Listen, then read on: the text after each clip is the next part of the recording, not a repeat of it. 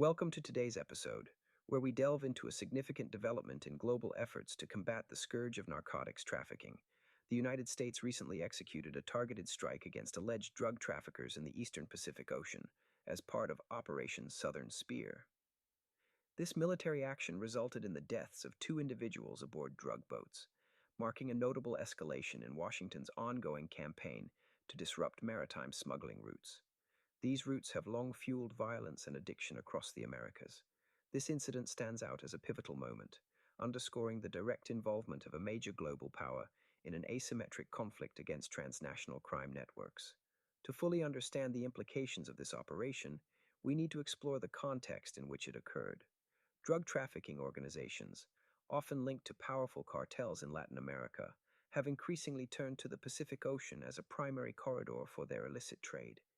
This shift comes as a response to traditional interdiction efforts, which have forced traffickers to adapt by employing high-speed, go-fast boats, and even submarines to evade capture. The decision to conduct precision strikes on vessels suspected of transporting large quantities of illegal drugs highlights the use of advanced naval and aerial assets by the United States to interdict threats far from its shores. This move signals the Biden administration's, or perhaps its successors, commitment to aggressive counter-narcotics measures. It represents a blend of military force with intelligence-driven operations, a response to the growing crisis of overdose deaths from fentanyl and other synthetic drugs within the United States. But how did we arrive at this point? Over the past decade, the U.S. has intensified its efforts in the region, building on initiatives like the Joint Interagency Task Force South. This organization coordinates with partner nations to patrol vast oceanic expanses, seeking to curtail the flow of narcotics before they reach American shores.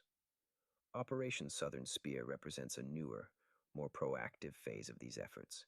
It authorizes the use of lethal force against high-value targets when immediate threats are identified. While previous operations have yielded massive drug seizures, they have not been without controversy. Critics argue that such actions risk collateral damage and could strain diplomatic ties with countries wary of U.S. unilateralism. As we consider the deaths of the two men involved in this recent strike, it's important to reflect on the questions being raised about rules of engagement and verification processes. The importance of this strike lies in its potential to deter smuggling operations at a critical juncture. As cartels adapt to tighter land borders and enhanced aerial surveillance, they are increasingly turning to sea-based routes. With the Eastern Pacific serving as a conduit for billions in illicit trade annually, actions like Operation Southern Spear could significantly reduce the flow of drugs reaching American streets. However, this approach also exposes the limitations of military solutions to a problem that is deeply rooted in socioeconomic factors such as poverty, corruption, and demand in consumer markets. Looking ahead, this event could have far-reaching implications for international relations. It might prompt allied nations like Colombia and Ecuador to deepen their cooperation with the United States.